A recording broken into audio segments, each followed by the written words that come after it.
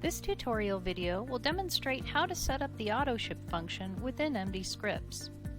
The AutoShip function allows the software to place medication restock orders on your behalf, which eliminates the need for you to log in and manually place medication orders. To start, you'll simply go over to the sidebar where your menu options are located, click on the Inventory section, and select Formulary. The formulary screen is where you'll need to set up par levels or threshold values in the Alert, Warn, and Restock column for each of your medications. Depending on the dispensing activity for each medication, you can set higher or lower par values so that you always receive the right amount of medication with each auto-shipped order. Let's take the Augmentin for example. The On-Hand column indicates how many bottles you currently have in inventory for the selected medication. In this case, I've set a warn value of 8 so that the software will visually warn me with a yellow indicator when I only have 8 bottles left in inventory. If I get down to only 5 bottles left in my inventory, the Alert column will change the on-hand color to red, which indicates I'm running very low on the selected medication based on the par values I set.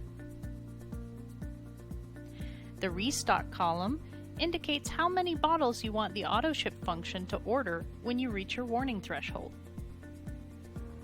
Using the Augmentin again, since I have 8 bottles on hand, and that's the amount that I set in the warning column, if the AutoShip box is checked for this medication, a restock order will automatically be generated for the amount indicated in the Restock column. By default, the AutoShip function runs every Sunday night. It will check to see if a medication's on-hand quantity is at or below the warning threshold. If so, and the AutoShip box is checked, an order will be placed for the amount in the Restock column.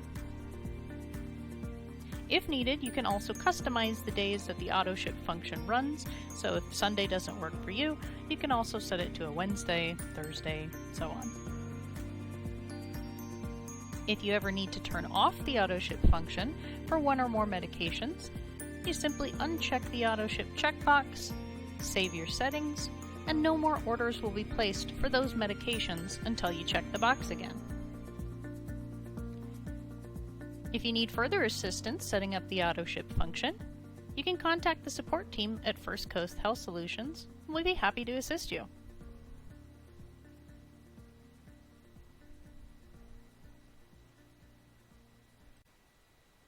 Thank you for watching this tutorial. Additional support videos are also available on our YouTube channel.